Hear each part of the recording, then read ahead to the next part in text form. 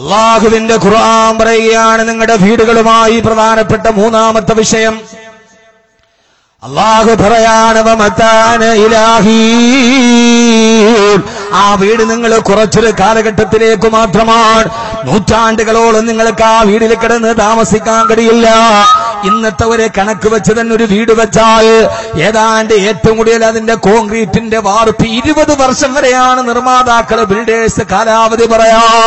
അല്ലാഹു സുബ്ഹാനഹു വ തആല വീട് നിർമ്മാണവുമായി ബന്ധപ്പെട്ടിട്ടൊരു കഥ പറയുന്നത് എന്നറിയോ? നൂറ്റാണ്ടുകൾക്ക് മുമ്പ് നമുക്ക് മുമ്പ് ഒരു സമൂഹം ഈ ഭൂലോകത്ത് ജീവിച്ചിരുന്നു അത്രേ. അലം തര കൈഫ ഫഅല റബ്ബുക ബിആദ് ഇറമ ദാതിൽ ഇമാദ്. ഇന്നത്തെ യമനിലെ ഇറമ പ്രദേശത്ത് ജീവിച്ചിരുന്ന ആദ് സമൂഹം, ആദ് ഗോത്രം എന്ന് പറയുന്ന ഒരു ഗോത്രപ്രദേശം ഇന്നത്തെ യമനിന്റെ ഭാഗത്തുള്ള ഇറമ പ്രദേശത്ത് ജീവിച്ചിരുന്നവത്രേ. ഈ കാണുന്ന കൊന്നത്തെങ്ങിനേക്കാൾ വലിപ്പമുള്ളവർ അല്ലാഹു അവരെ ഈ ഭൂലോകത്ത് നിന്നൊരു പേമാരി കൊണ്ട് തകർത്ത് കളഞ്ഞുവത്രേ. സഖറഹാലൈഹിം സബ്അലയാലിൻ വസമാനിയത അയ്യാം,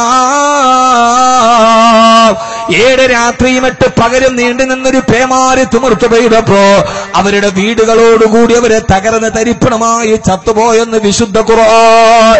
ഞാൻ ഈ കഥ പറയുന്നത് എന്തിനെന്നറിയോ? സൂറത്തുൽ ഫജ്റിൽ നമ്മൾ എപ്പോഴും പാരായണം ചെയ്യുന്ന ആയത്താ. ഒരു കാലഘട്ടത്തിൽ ജീവിച്ചിരുന്ന കൊന്നത്തെങ്ങിനേക്കാൾ വലിപ്പമുള്ള ഒരു സമൂഹത്തെ അല്ലാഹു മഴ പെയ്തിട്ട് തകർത്തതിന്റെ കാരണമേതാ? പല കാരണങ്ങളും പറയുന്ന കൂട്ടത്തിൽ അല്ലാഹു പറയുന്നൊരു കാരണത്തിന് നിങ്ങളോട് പങ്കുവെക്കട്ടെ. എന്തിനാണിത് പറയുന്നത്? എനിക്കും നിങ്ങൾക്കും ജീവിതത്തിൽ സൂക്ഷിക്കാൻ. അല്ലാഹു പറയാണ് ഇറമദാത്തിൽ ഇമാദ്, ആദ് ഗോത്രക്കാരുടെ പ്രത്യേകത ദാതു ഇമാദ്, അവര് തൂണിന്റെ ആളുകളായിരുന്നുവത്രേ. ദാതു ഇമാദ്, അവര് ധാരാളമായി വീട് വെക്കുമ്പോൾ ധാരാളമായിട്ട് തൂണുകൾ വെച്ചവരാ. പ്രിയപ്പെട്ട ഓരോ പ്രവാസികളോട്, സഹോദരങ്ങളോട്, സഹോദരിമാരോടും അല്ലാഹുവിന്റെ ഖുർആനൊരു സമൂഹത്തിന്റെ പതനത്തിന്റെ കാരണമായി പറഞ്ഞ ആ ഒരു സംസ്കാരം നമ്മുടെ വീട് നിർമ്മാണത്തിൽ ഇപ്പൊ വരാറുണ്ട്. നമ്മുടെ കേരളത്തിന്റെ വീടുകളിൽ അനാവശ്യമായി തൂണുകൾ കൊടുക്കുക, എന്നിട്ട് ലക്ഷങ്ങൾ ദൂർത്തടിച്ച് കളയുക. എന്റെ പ്രിയപ്പെട്ട ഗൾഫുകാരാ, ഗൾഫിന്റെ മണലാരുണ്യത്തിൽ കിടന്ന് കഷ്ടപ്പെട്ടുണ്ടാക്കുന്ന പൈസ കൊണ്ടുപോയി ഇത് ബാക്കി പറയുന്നതെന്തിനാ? അല്ലാഹുവിന്റെ ഖുർആനാണിത്. അല്ലാഹുവിന്റെ ഖുർആൻ പറഞ്ഞ അറിവ് പറയലിന്റെ ബാധ്യതയാണ്. അതുകൊണ്ട് ആരെയും വിമർശിക്കലല്ല. നിങ്ങൾക്ക് മുമ്പേ കഴിഞ്ഞു പോയൊരു സമൂഹത്തെ ഞാൻ തകർത്തതിന്റെ ഒരു കാരണം ദാതു ഇമാദ്, അവര് തൂണുകളുടെ ആളുകളായിരുന്നു. ആരായിരുന്നു അവർ? അല്ലാഹു അവർക്ക് കൊടുത്തിരുന്ന സാമ്പത്തിക ഭദ്രത കുന്തിരിക്ക കച്ചവടമാണ്.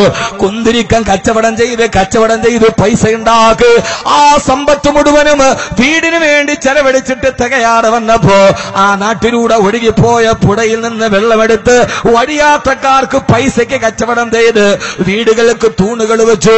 അനാവശ്യമായ തൂണുകൾ. ഇന്ന് നമ്മുടെ കേരളത്തിലേക്ക് പുതിയ പുതിയ വീടിന്റെ നിർമ്മിതികൾ വന്നപ്പോ ലക്ഷങ്ങളാണ് തൂണുകൾ വെച്ച് കളയുന്നത്. എന്തിനാണ് മോനെ? ഗൾഫിൽ കിടന്ന് കട്ടപ്പെടുന്ന പൈസ ഇങ്ങനെ വെറുതെ തൂണുകളിൽ കുഴിച്ചിടരുത്. ഇവിടെ കിടന്ന് കട്ടപ്പെടുന്ന പൈസ വെറുതെ തൂണുകളായി കളയരുത് എന്ന് അല്ലാഹുവിന്റെ വിശുദ്ധ ഖുർആൻ. ഞാനിത് പറയുന്നത് കൊണ്ട് പ്രിയപ്പെട്ട സഹോദരങ്ങളോട് ഇവനിപ്പൊരു പുതിയ അറിവ് പഠിപ്പിക്കാൻ ഇവനാരാ? ഇത് ഖുർആനിലുണ്ടോ? വീട് വെക്കുമ്പോ തൂണുകൾ ധാരാളമായി വെക്കരുതെന്ന് ഖുർആൻ പറഞ്ഞിട്ടുണ്ട്. ഇത് ഞാൻ നിങ്ങളോട് പഠിപ്പിക്കുകയല്ല.